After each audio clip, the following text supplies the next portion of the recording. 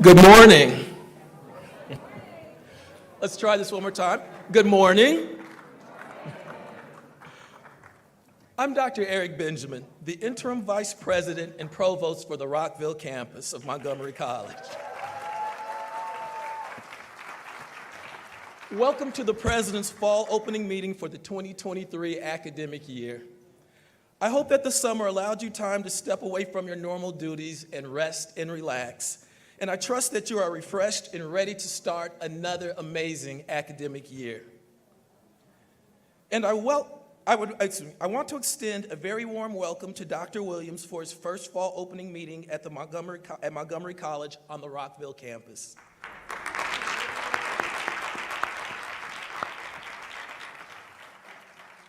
And I welcome all the students, faculty, and staff that are here in the audience and those who are watching via live stream.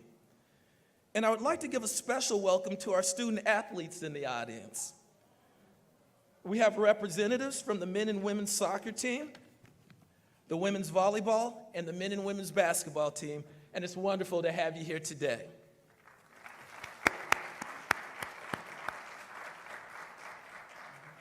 I also would like to thank everyone who has worked to make sure this event goes smoothly, and I want to give a very special thanks to the Rockville facilities team and their truly tireless work inside and outside this week and every day of the year. To IT and public safety and every one of you for all you do to help our students meet their educational goals.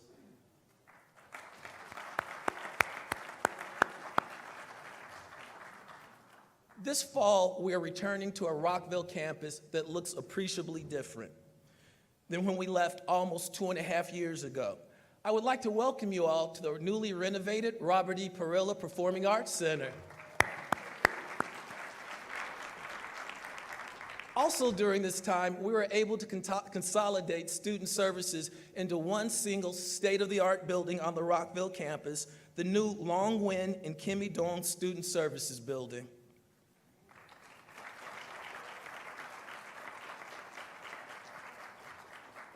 But the changes to the Rockville campus and to the Montgomery College have been more than just more than new buildings and structures. Like the rest of the planet, we've been rethinking and reconsidering how we engage institutions, each other, our students, and ourselves. These are important times that we now find ourselves in as a society. It brings to mind a favorite quote of mine from the writer James Baldwin, who opined, "The paradox of education is precisely this, that as one begins to become conscious, one begins to examine the society in which he is being educated."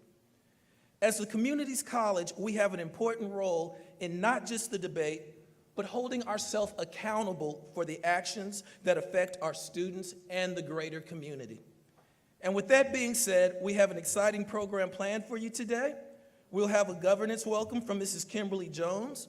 We will hear from Dr. Williams and get updates on the board goals in the Montgomery College 2025 strategic plan. We're also looking forward to hearing from a few of our students about their experiences at Montgomery College. And now I would like to welcome to the podium our 2022-2023 Chair of the College Council, Mrs. Kimberly Jones.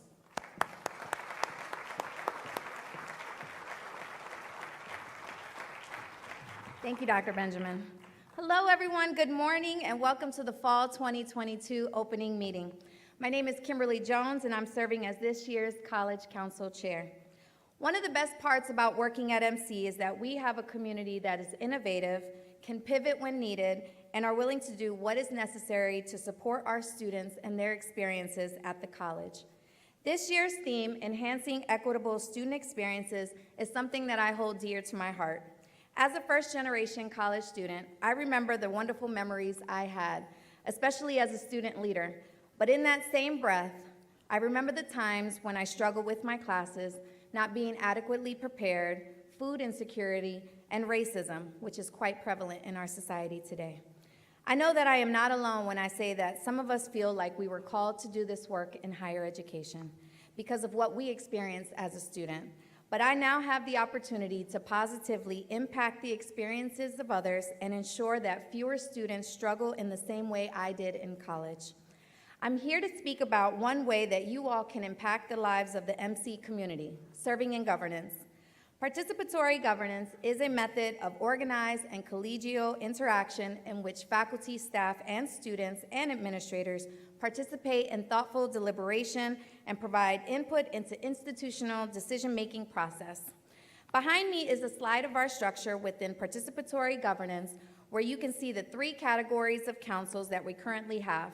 We have 4 constituent councils, 4 campus councils, and 4 functional councils. All of the chairs of these councils make up the College Council, so please note there's representation from every area at the college at that table. This year's governance theme is helping to create institutional transitions and transformations for student success. I'm here today to encourage you all to get involved so that you can make a difference in our community. Each council will market its meetings through various means such as Inside MC, email, and then all of the meeting times, dates, agendas, and minutes are all located on the MC Governance website. In fact, there are 10 minutes allotted at the beginning of every council meeting for constituent concerns. This is an opportunity for you as college employees and students to voice any and all concerns that you may have. In addition, we want to recommend that you attend council meetings because there's a plethora of rich information that is being shared about the incredible work happening at the college. All meetings are held via Zoom and are open to all members of the college community. We want to encourage you to continue to get involved and make an active contribution to the college. Again, please visit our governance website for additional details about each of the councils, our governance videos, our annual reports, and ways to reach each of the college council chairs. Thank you to every member of the MC community, and to quote Gloria Ansaldúa, who was a leading feminist, queer, and Chicana scholar, "Do work that matters, vale la pena, it's worth it." And now I have the honor and privilege to introduce our very own president, Dr. Jermaine Williams. Welcome, Dr. Williams.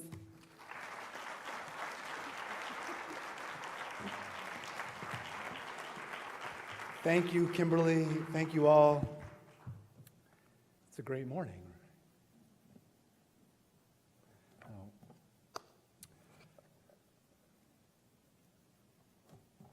Was that too much of a dramatic pause? Okay, all right. Well, welcome back, everyone. It's so great to be here. I hope everyone had a wonderful summer.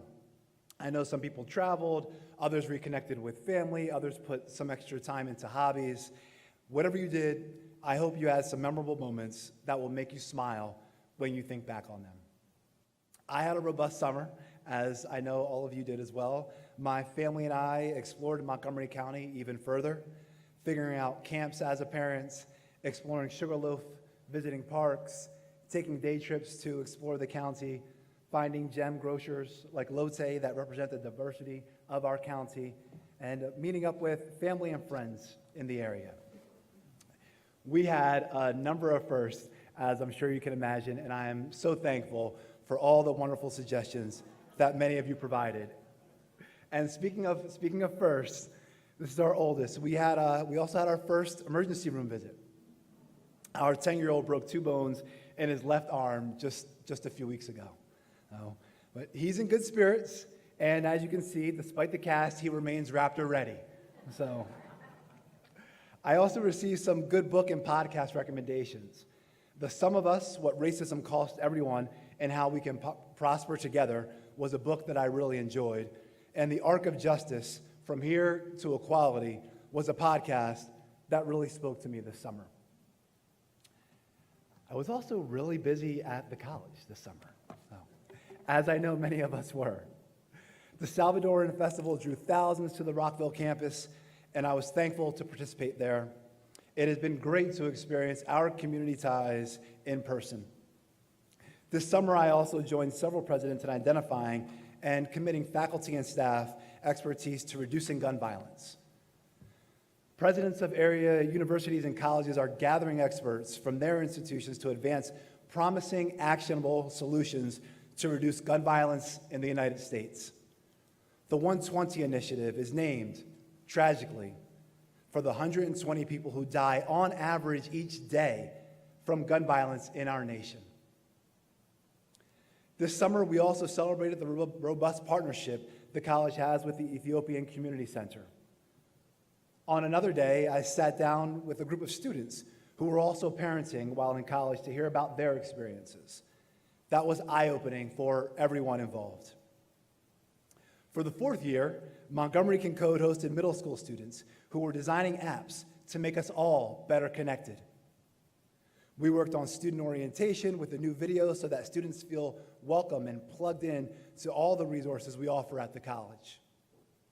The college also signed an agreement this summer to serve learners who are incarcerated at the Maryland Correctional Institute for Women.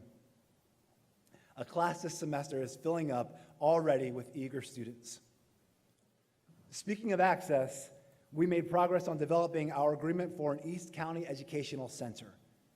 We're negotiating a lease for a specific property right now. Another summer project was that I read batches of letters from students at the college to better understand their experiences. I read about students who left the college and are well on their way to both professional and personal success. I also engaged several students one-on-one and in group settings. Sometimes this was more formal, like at Raptor Day on all three campuses, or when we hosted the legislative leadership from the American Association of Community Colleges. Other times, it was more informal, as I engaged students walking around the campuses. The common feature to these interactions was that when students talked about their experiences, they point to the people at the college who guided them, mentored them, and supported them. Faculty and staff here change lives. The college is driven by your expertise and your passion for students. It's the years of experience of the folks in this room and watching virtually that is the most valuable asset we have here at the college. Even beyond strategic plans, beyond quantitative metrics, it's the faculty whom I've heard both inside and outside the classroom who speak with such passion about positively impacting our students. It's the staff who commit all of their energy to ensure that students get the support services they need and create teaching and learning environments that are essential to transform lives. It's the people. I've been meeting individuals for the last 6 months in listening sessions, classrooms, learning centers, libraries, student services offices, and beyond. Their impact is undeniable. It's transformative. A counterpart to these conversations has been the planning and research I did this summer. I engaged students, faculty, staff, and senior leaders, as well as the Board of Trustees and external partners, to look ahead to the next chapter of the college. This moment nationally is crucial in so many ways.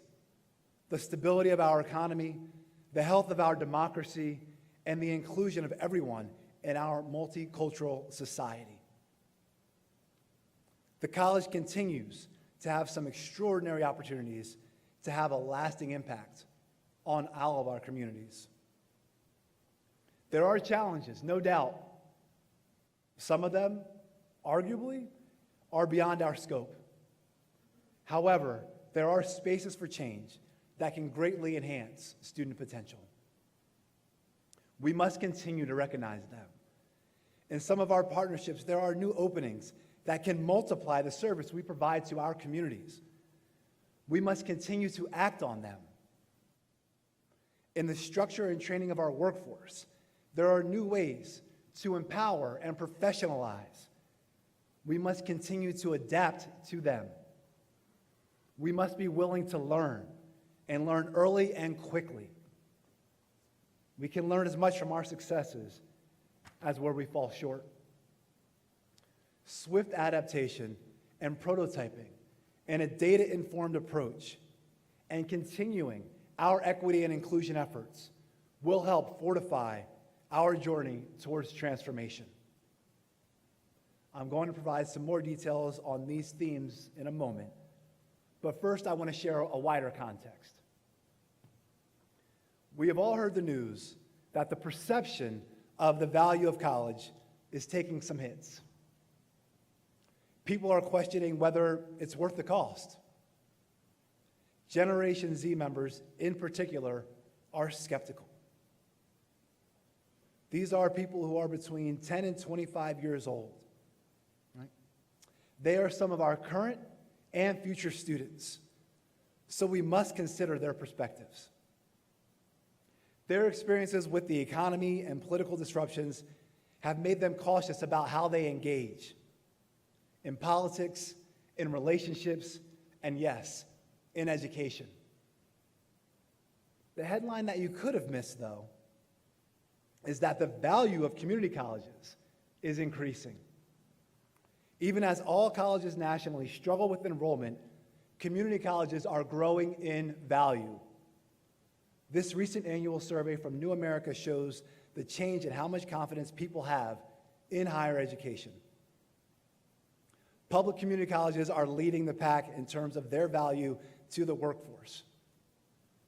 85% of people surveyed strongly agreed the public community colleges contribute to a powerful American workforce, a rate higher than all other sectors of higher education. You can see that clearly in this slide. Community colleges are also leading the pack in terms of value. People increasingly feel that public community colleges hold more value for their cost. That's a credit to the work that we all do to keep them affordable. 81% of people surveyed agree that community colleges are worth the cost. Other institutions you can see are significantly below that. So, while there's a lot of noise in the media about the declining value of higher education, the value of community colleges is rock solid. In fact, community colleges are increasing in value to our current and our future students. Building on that confidence will allow the college to maximize its impact. When we look at this data, we can see that people trust community colleges, and we need to build intentionally on that trust. That will be one of our 4 priorities for this current year. We need to reach out to potential students with inclusive, culturally informed messages. We need simpler application and registration processes for both credit and WDCE students. We need a student success portal to streamline these efforts. We need strong, comprehensive advising for all students. We need an environment in which data-informed decisions and fast learning are the norm. These components will be part of the first priority you see here: to transform student experiences and success. I think some of you are sitting there thinking, well, those ideas sound really familiar. And they should. I'm reflecting what I've heard from so many of you over the past 6 months. Ensuring equitable access for all students must be a priority. While we double down on quality in education and student services, we have to expand opportunity to more people. Our neighbors are in need, and the college will step up by acknowledging that each student is unique and meeting them where they are. Making higher education more accessible in the East County, where we are already making progress. Ensuring our students have an end goal that leads to a family-sustaining wage. Making sure that each of them can be an engaged citizen and a critical thinker, regardless of how or why they enter Montgomery College. This means rethinking our credit and non-credit relationship. It also means continuing to introduce educational opportunities aligned with workforce demands and seamless transfer. Working with our local partners to connect with groups, as we are doing with the Ethiopian Community Center and with Identity, which is a nonprofit in the county dedicated to creating opportunities for our Latinx and other historically underserved youth. expanding our notions of who is afforded an MC education. We're working to jumpstart the partnership with the Montgomery County Correctional Facility, which was thriving pre-pandemic and was shut down for health reasons early in the pandemic.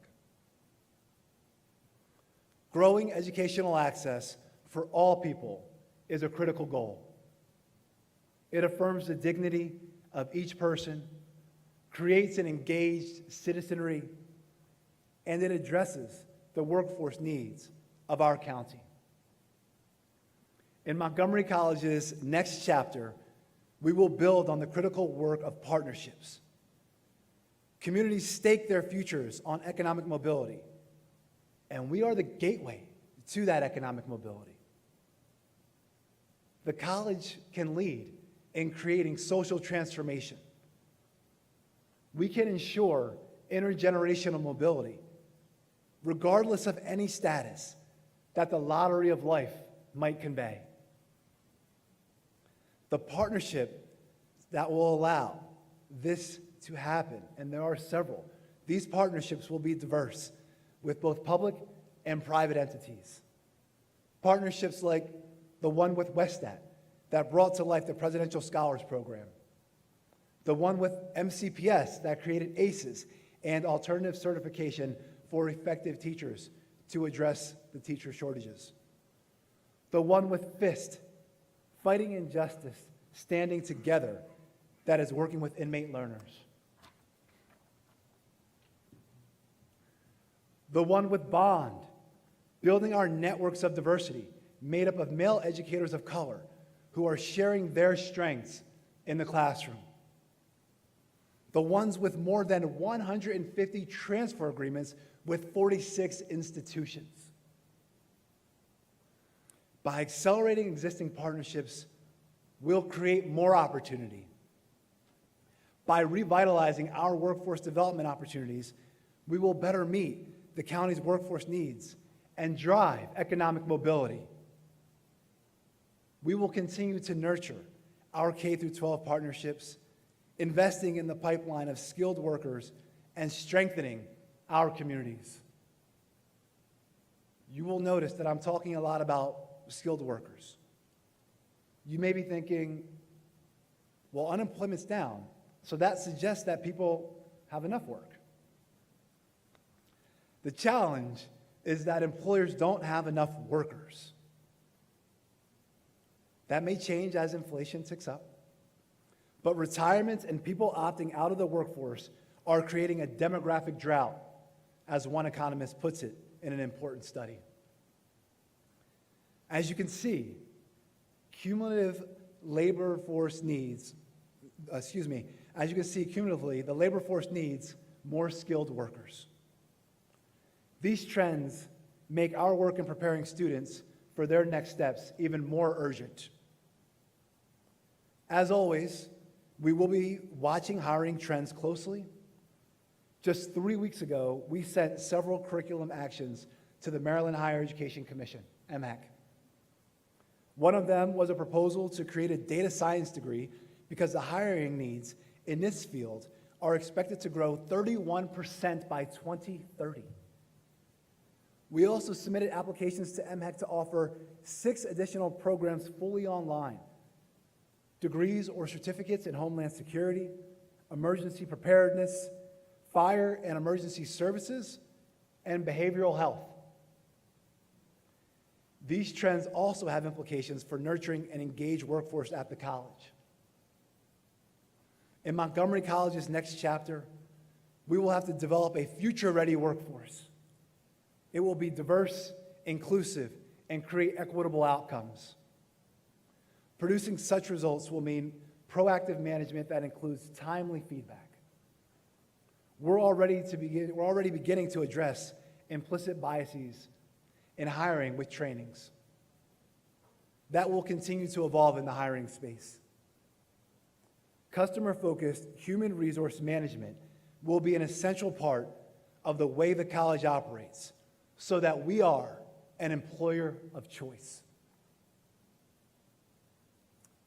I know that I'm preaching to the choir in many ways, Most of you already understand why the institution needs to do this work. At the same time, I appreciate that this has been a long couple of years.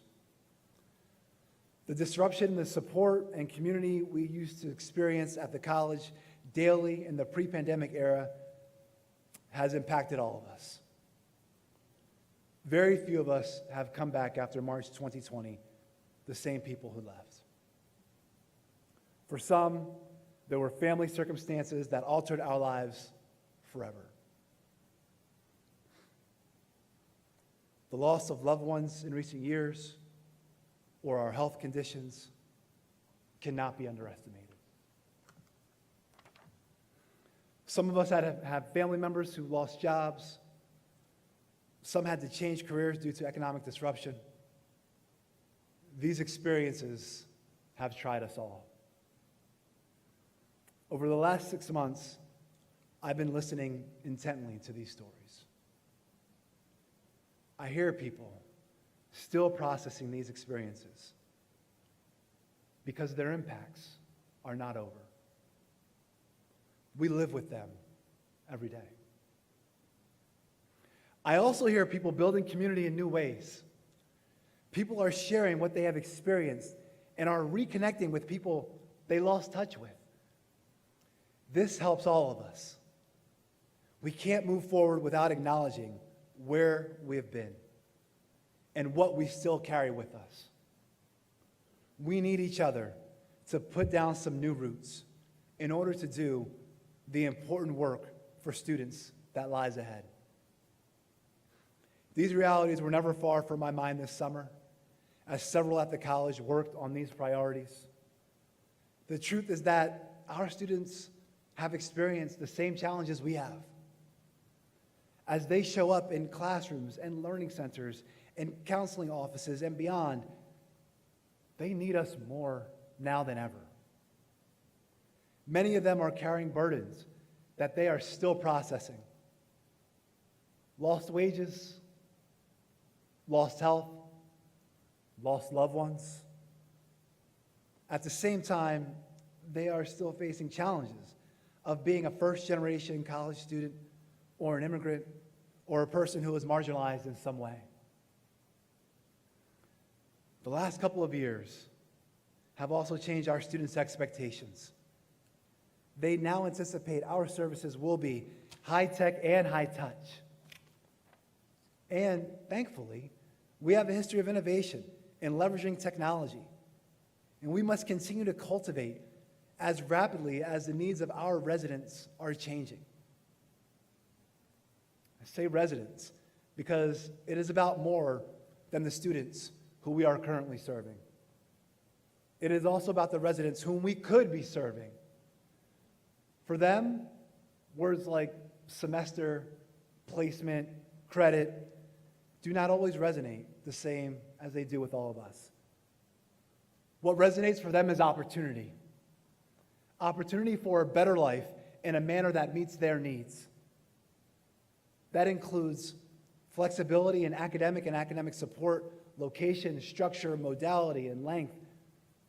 Attention to life realities such as transportation, childcare, and diverse work schedules. Preparation for the world to come, not just today's challenges.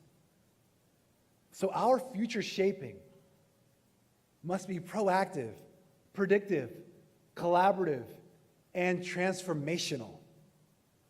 This will help us ensure that we are future-proofing the communities that we serve and our college. It's on us to keep education affordable, accessible, equitable, and inclusive. We are already doing this work. And in the college's next chapter, we'll need each other increasingly to do even more.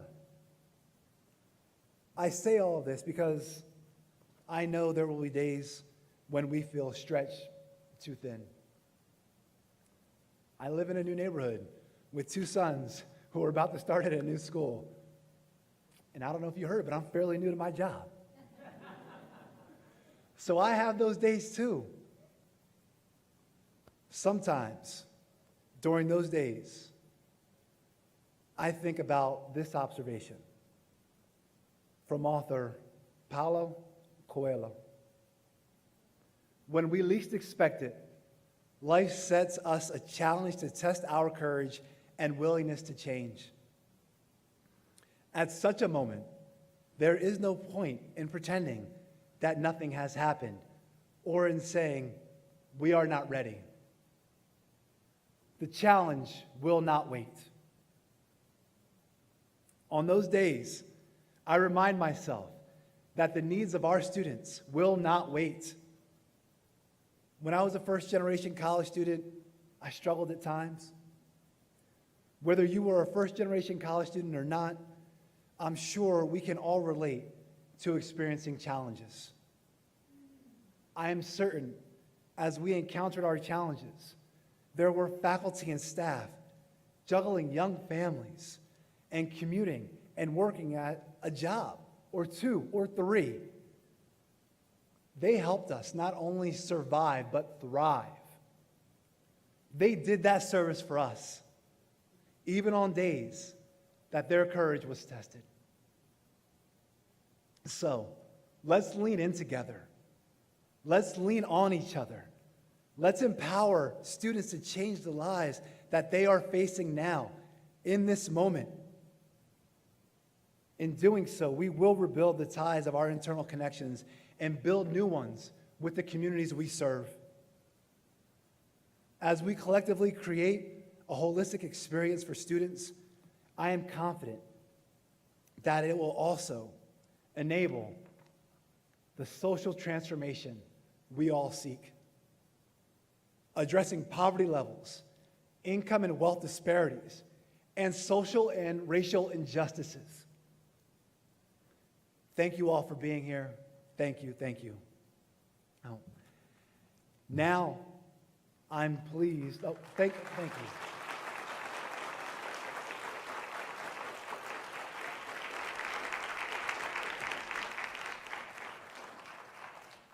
Thank you. Now, I'm very pleased to introduce, I've asked Chief Analytics and Insights Officer, John Hammond, to provide us with some updates on the Board of Trustees goals and the MC 2025 strategic plan. So this is important information as we move the college forward in our endeavor to keep students first. So without any further ado, Mr. Hammond.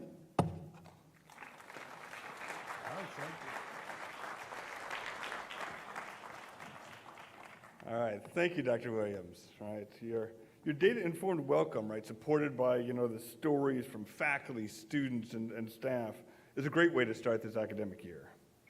And I appreciate the opportunity to talk a little bit about some of our student success metrics and to take a little time to reflect on the progress we've made, as well as to talk about the work that lies ahead of us.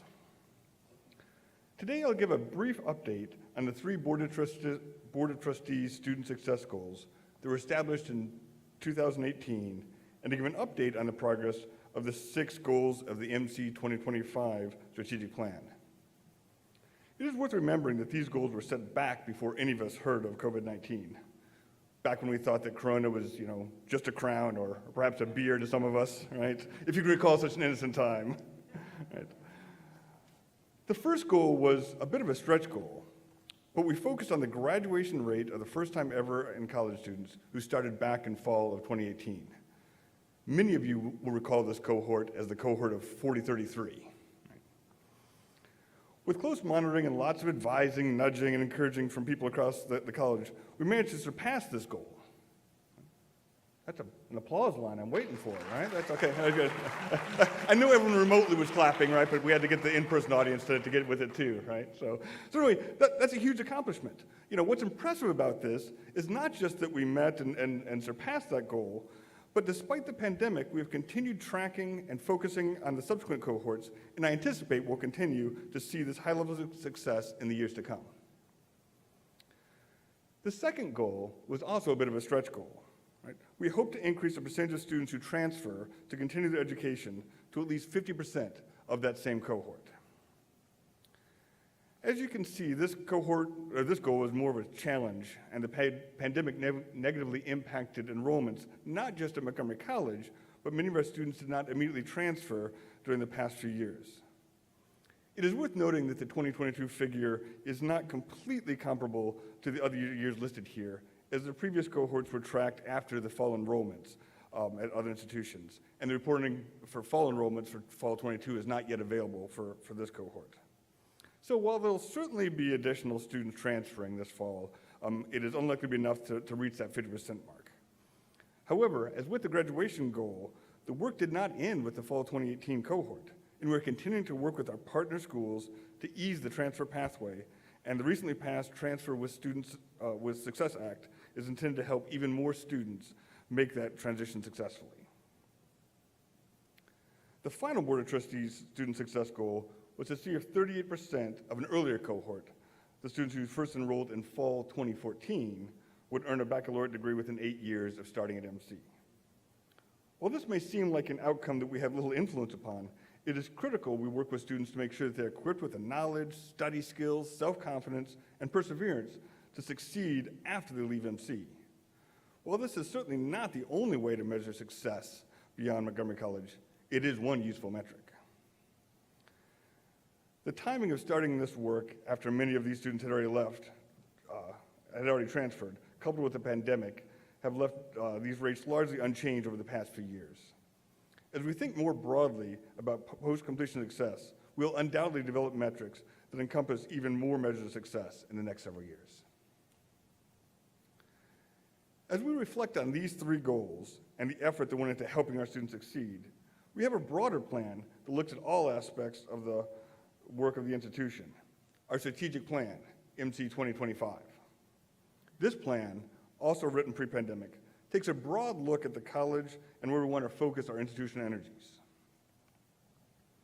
There are 6 goals outlined in this plan and lots of ways to measure our work. There's an entire scorecard with something like 100 data points on it, but despite how fun and interesting it would be to take the next several hours and dig into each and every one of those, I've been given a limited time, so I'll focus on just a couple metrics for each goal. So the first goal is to empower students to start smart and succeed.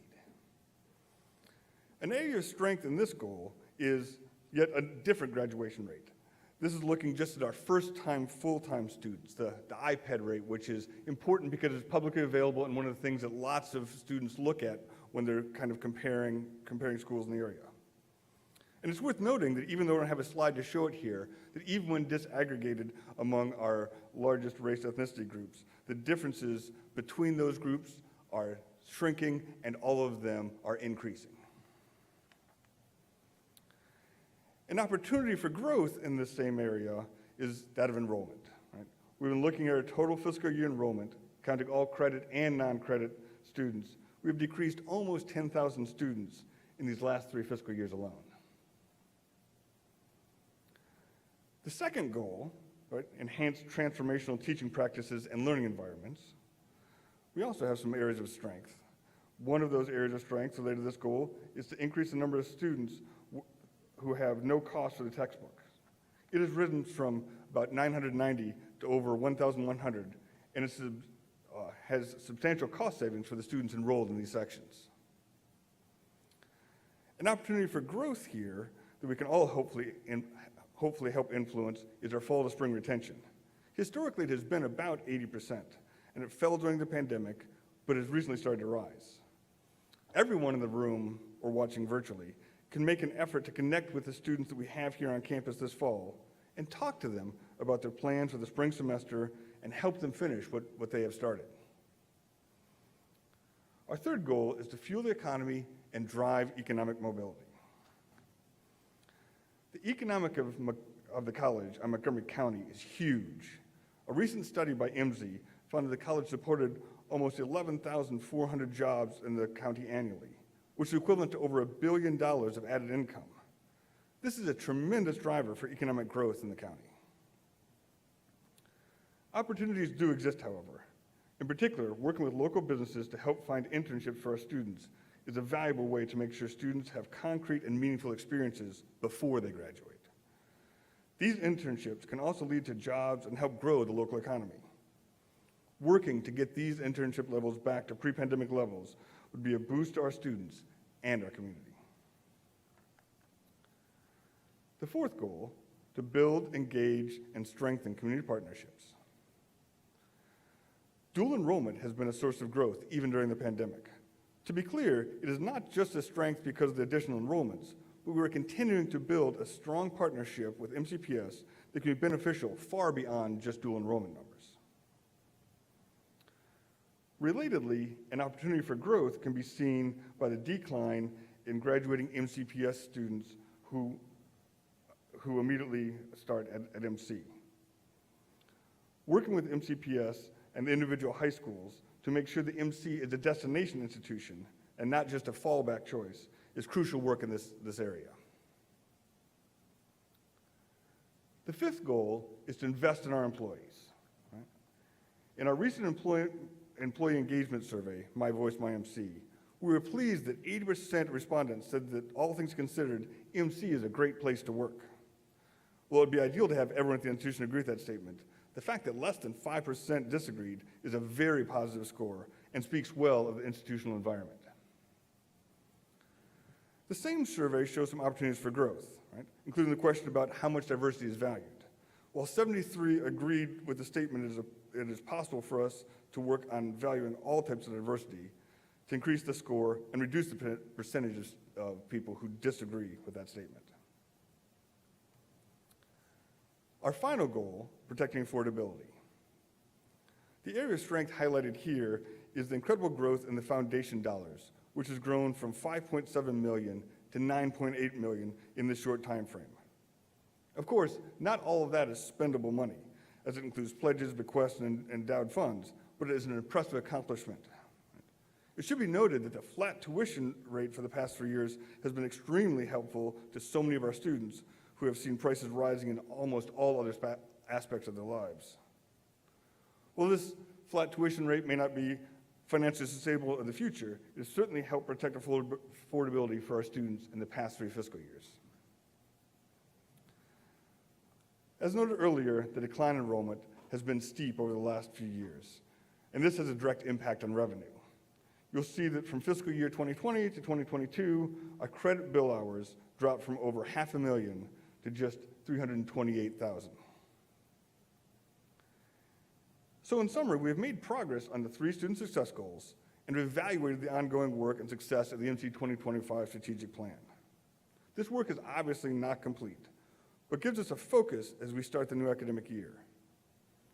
As you can imagine, there are a lot of other data points that we can measure success and progress in each of these goals.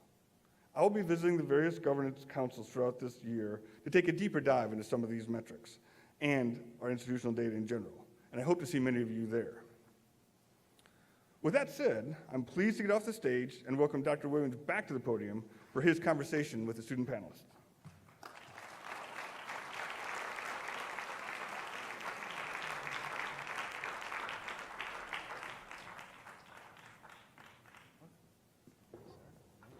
Thank you. All right. Thank you, Mr. Hammond. That was a terrific presentation.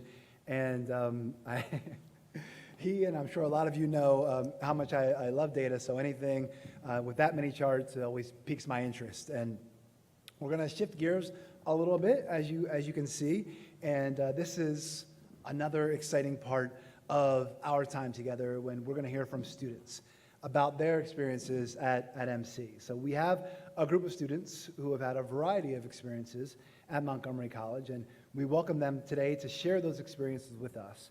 And I'm sure we all agree when we hear more from students, hear their insights, it really kind of lets us know how we can continue our good work to serve them. So I am first going to ask if we could give our students a round of applause, and followed by that.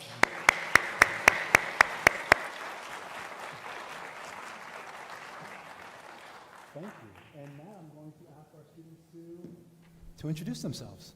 So, Maurice, why don't we start with you? Good morning. Well, Maurice Williams. A little bit about myself: father, fiance, graduate. Kind of shift, I don't want to say change of careers, but adding to my career. And this place has helped me, I guess, immerse in my college experience, like being at Montgomery College. The last time I went, you did what you do to get by, but coming here, I've learned to embrace it all, be immersed in it, gain the support from all avenues, and it's really helped. Thank you. Thank for you. being there. Thank you. Please, Jennifer. Hello, everyone. My name is Jennifer Argueta. I am a nursing major, and I'm currently entering my third and final year here at MC. My professional goal is to eventually become a registered nurse and continue on to my bachelor's degree. I am an early college student, so I have been taking college classes while being a high school student, and I just recently graduated high school a few months ago. Thank you. I was quite involved on campus. I've been doing programs such as MC Leads. I'm also involved in the Students Activities Board and in Student Senate at the Tacoma Park Silver Spring campus. The college has helped me by being such an amazing support and advising system for students that have never been to college before. Thank you. Thank you. Welcome, Jennifer. Yeah. Isaiah, please. Hello, my name is Isaiah Marshall. I'm a computer science major. I've been studying computer science at Montgomery College since the spring of 2021. I run a music production studio part-time, and I decided to come to Montgomery College after being furloughed by my full-time job due to the COVID-19 pandemic. Thank you. Thank you for joining us. Lynn. Good morning. My name is Lane. I'm a student in the Automotive Technology program. I'm entering my second semester. During my first semester, I participated in MC Leads. I was also on Dr. Williams's Presidential Transition Advisory Committee. I was one of the students. Yeah, I look forward to sharing some of my story with all of you guys. All right, Zachary, bring us home. Good morning, everyone. My name is Zachary Mendheim. I'm a business major here at Montgomery College. I'm entering my second year. I'm also a part of the exec board here on the Rockville campus for the Student Senate. I'm the secretary. And I'm also the co-chair of the Student Activities Board. And I'm also an extended member of the Ascend Parent Initiative Task Force. Right in line with that, I have a 4-year-old son, and I'm looking forward to being a part of the conversation today.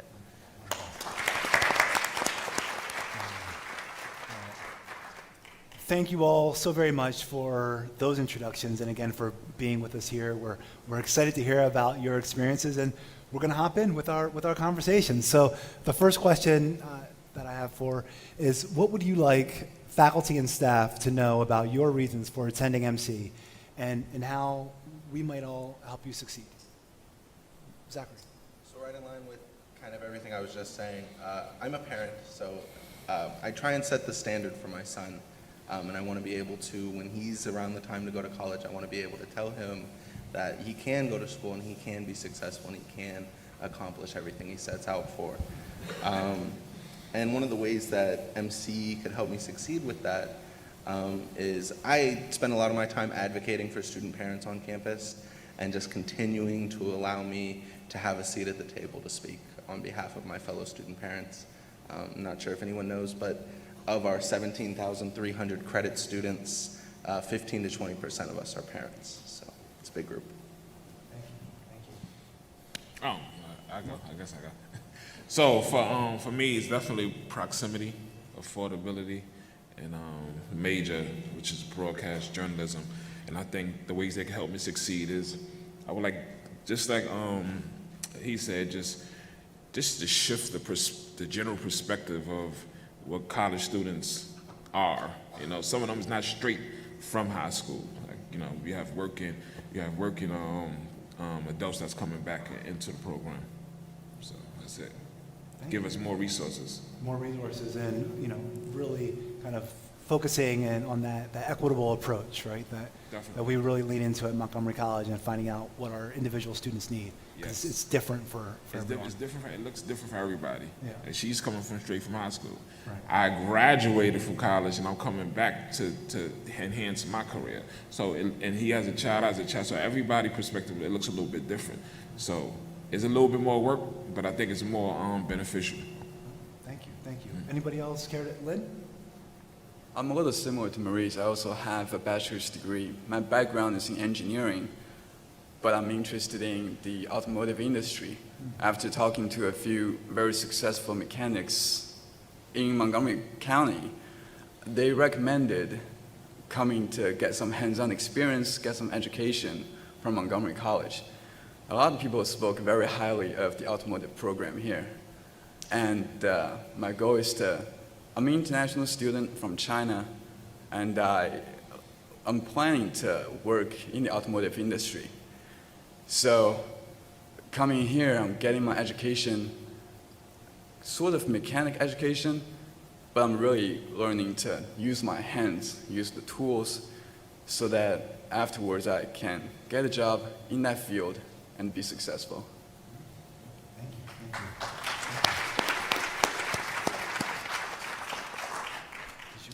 Please, Jennifer. So yeah, I attended MC because one, it allowed me to get a head start at my nursing degree at a younger age, also at a much more affordable tuition comparing if I were to go to a four-year institution. And I also had all the accessibility to college life resources, just like everybody else here on the panel. I think something to continue promoting success around the students is sort of encouraging the talk of mental health in our classrooms and around campus as well, sort of making sure that students know what resources the college provides them and that it's a safe space for all. Since mental health can be such a sensitive topic to talk about, but really does have a huge impact in achieving our academic goals. Thank you, Jennifer. And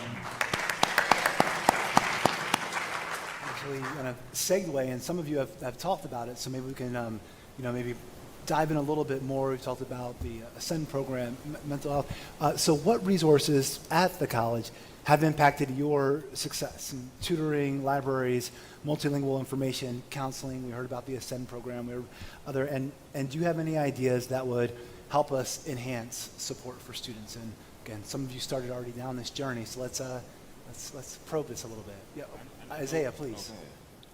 So tutoring and office hours were hugely beneficial to me at Montgomery College. In fact, my previous calculus professor actually offered virtual tutoring via the Virtual Tutoring Center after class, and I really felt like specifically receiving tutoring from my professor was instrumental to my success in that class. So the tutoring and any other kinds of one-on-one tutoring would, I think, be beneficial to a lot of students. And thank you, Isaiah. It sounds like it was the tutoring complemented with the kind of the equity, the individuality, because you said virtual tutoring, right? So it was tutoring that met your needs as a student, right? So yeah, so that's fantastic. Thank you for sharing that. Maurice, you were gonna share. Yeah, so tutoring as well, and also the coaching has been definitely beneficial. Okay. It almost connects what's going on with your real life, and it kind of marries the real life, your work life, your home life, and your school life together. So you're able to talk, you're able to vent, you're able, so that's been greatly beneficial. Oh, that's fantastic. Thank you. Other support services that helped you, or that you think, wow, that would be great to see more of, or in a different way? Yeah, Zachary.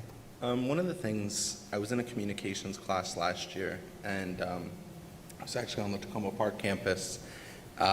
It was a sidewalk listening, I guess like a workshop almost. It was just an event on campus where students went through training and active listening skills, and they just kind of sat around the Tacoma Park campus just waiting for someone to come up, and you could just talk about anything that you had on your mind. And it was students helping students.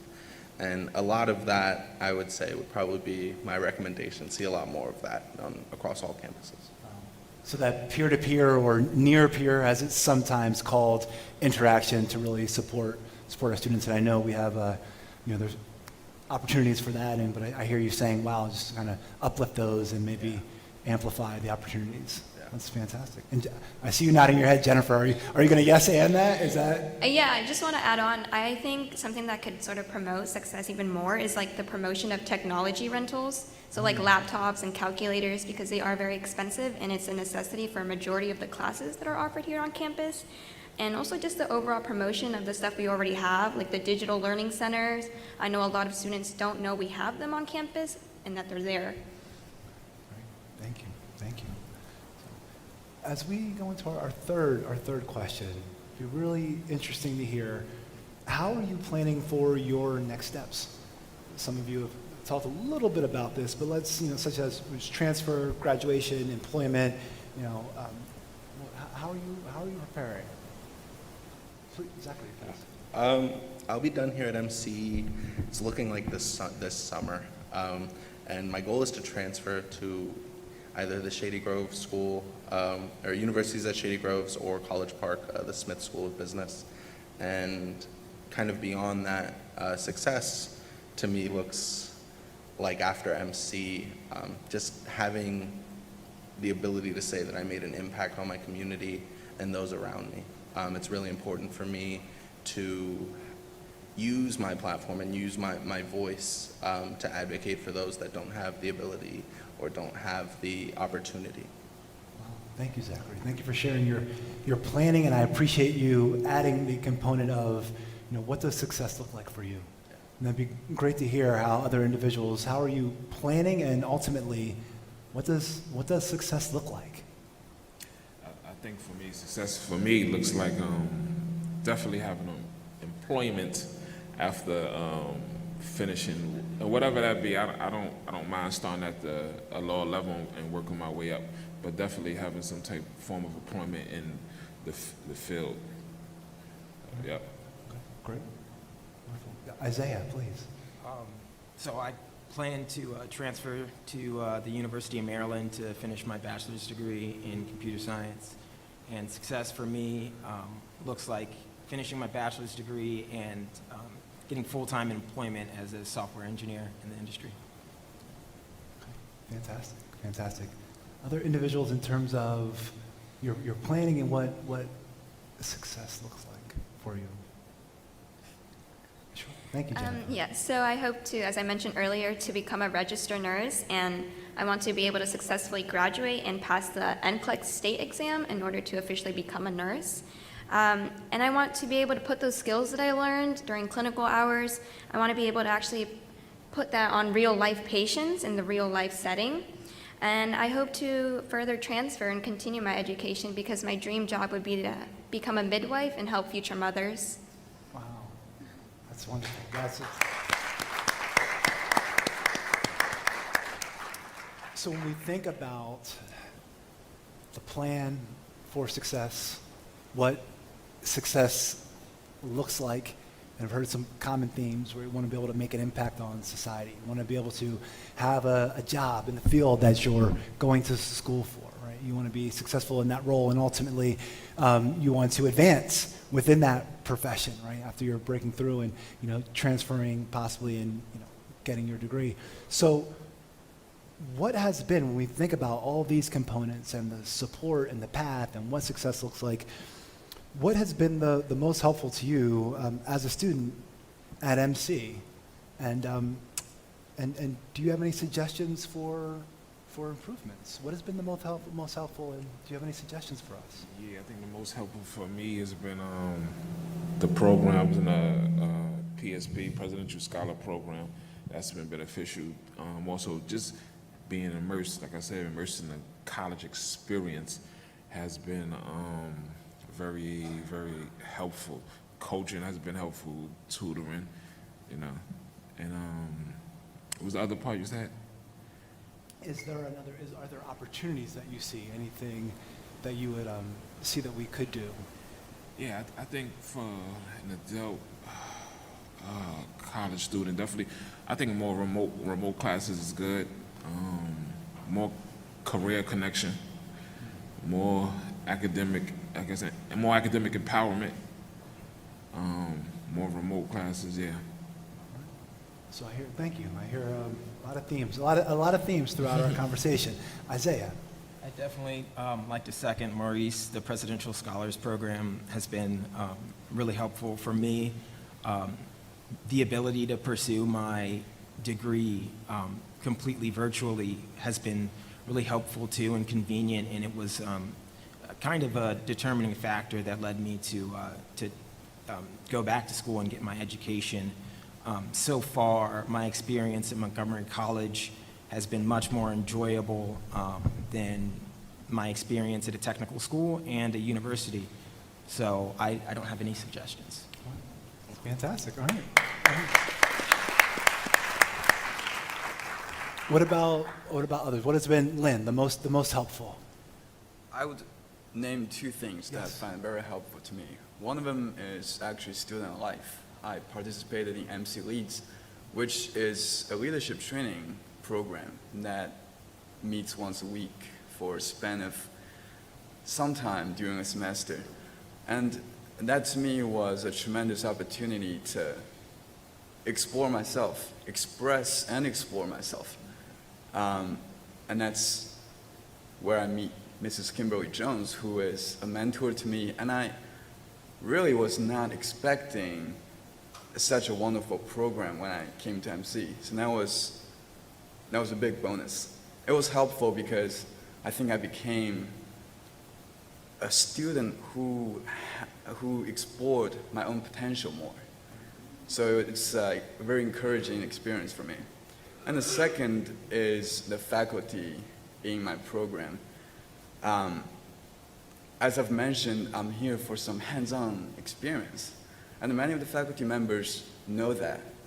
And they have office hours for students like me who don't have a lot of hands-on experience and don't have a lot of opportunities outside the classroom to work on cars.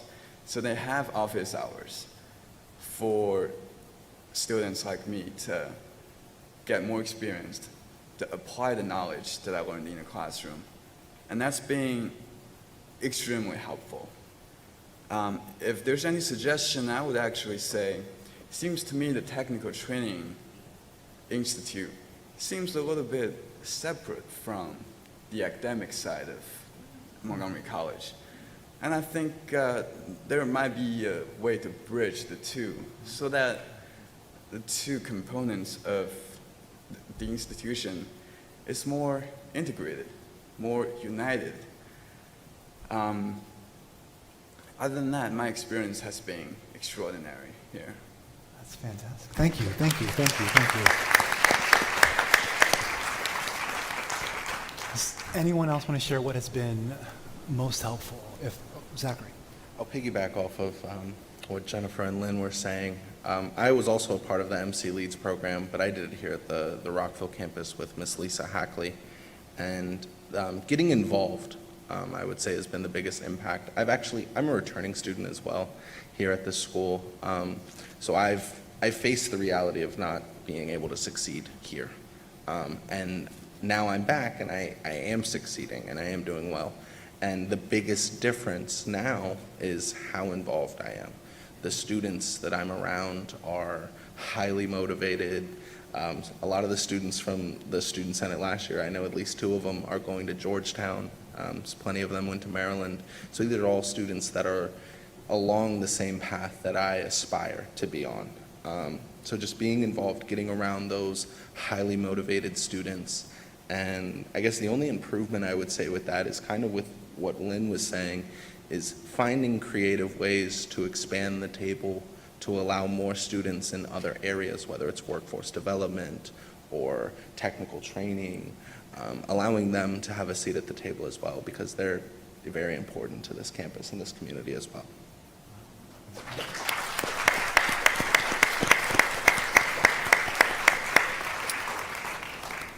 So, all right, you have all of us here are here to support you, right, and your fellow students, and those who we want to be students at Montgomery College. And we are a week away from fall classes beginning. Some of us, I'm not going to point any fingers, this will be their first fall as a professional at the college. Why is everybody laughing? Why is it like, so think back, please take a moment, think back to your first semester, realizing that for some of you that may have been a complete remote semester, but think back to your first semester, please, and what you were thinking, what you were feeling, what you were expecting, and what advice, what would you share about going into that experience? What would you share with faculty and staff at Montgomery College about that experience that will help us continue to support students? You can take a moment.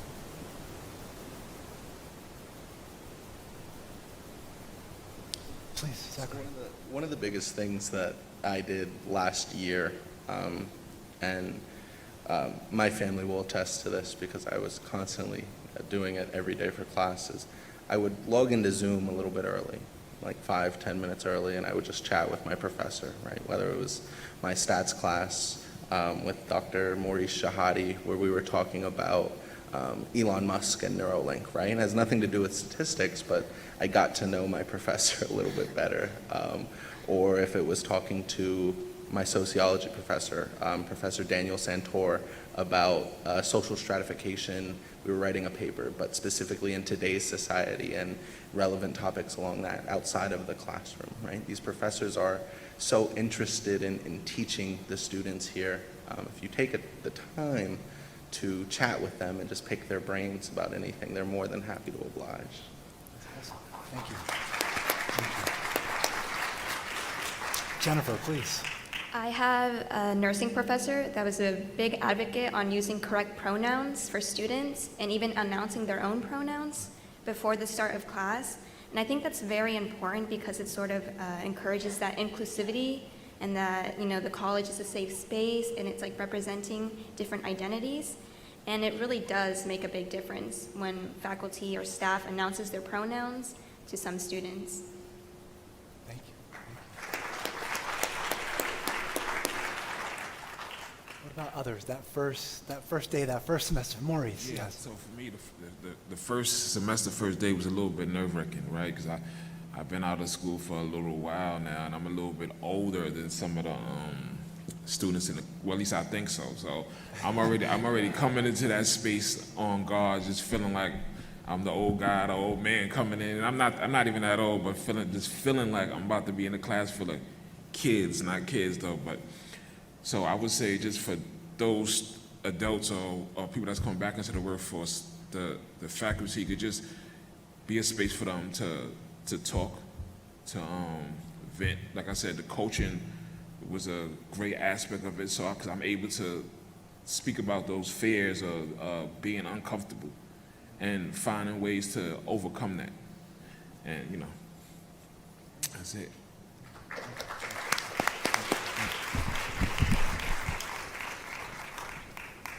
Good? Good. Okay. All right. Well, I want to thank all of you, each and every one of you, for sharing your experience with us. I don't know, hopefully you can feel it. I can feel it in this room, and I can feel it through the Zoomosphere, the Zoomiverse, the passion that we all have to support students at Montgomery College is palpable. And being able to start our academic journey for this year, hearing from students and hearing about presidential scholars and counseling and MC leads and Ascend and just all these components that the college dedicated ourselves to, and diversity, equity, and inclusion, and trying to really create those learning support spaces that are individual, and hearing you reflect on the impact of those spaces, and also sharing that that is so often what not only helps you survive but thrive, and it just gives energy for us to continue the good work and identify those other opportunities to either introduce or amplify at the college. So I think everyone would join me in thanking our students.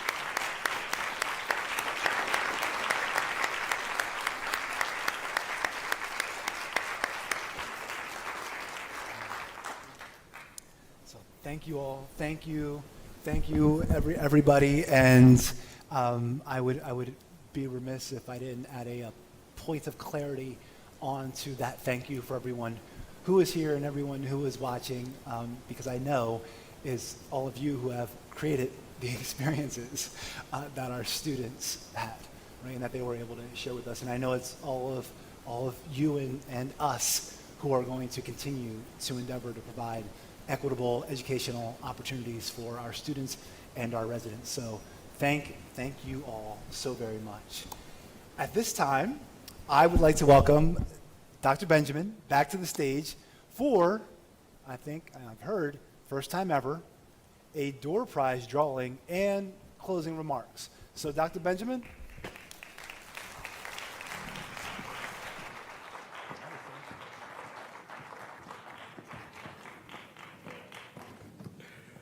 Thank you, Dr. Williams. It's always so beneficial to hear from students and to recognize our students. So I would like to thank our student panel and our student athletes. Can we have one more round of applause for them today?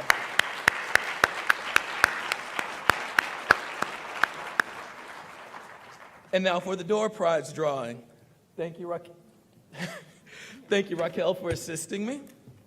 We have 3 door prizes today. We'll go through them in order. Door prize number 1, theater tickets. 2 tickets to a Performing Arts Center production here in this theater, the 25th Annual Putnam County Spelling Bee, October 27th through 30th. And the award goes to 918034. Who is it? 918034.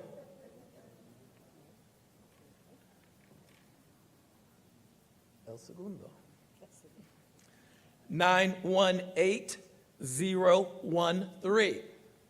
918013. Bingo. Come on up.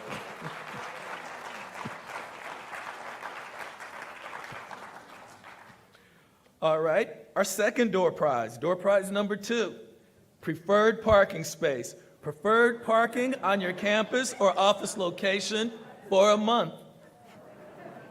And I don't think you can trade prizes. 918116. 918116. Bingo.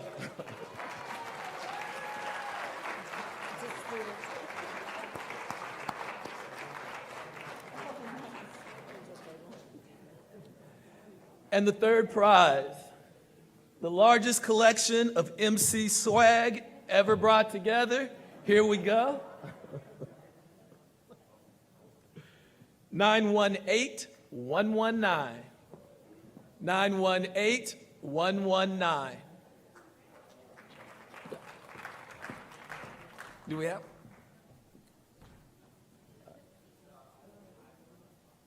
All right.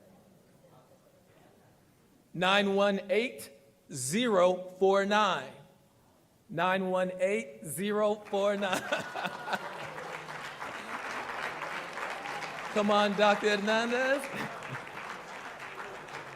Lucky because you already had the parking spot. Thank you all. So in closing, please refer to the opening meeting website or the QR code that's up on the screen for additional details. The opening website has information for additional events for today and many events for the remainder of the week. Thanks to the door prize donors and to our student, Brent Leach, who provided the music in the lobby this morning during the coffee hour. Brent is one of our current music students. Thank you all for coming to the fall opening meeting and welcome to the 2022-2023 academic year. Let's make it a great year. Thank you very much, everybody.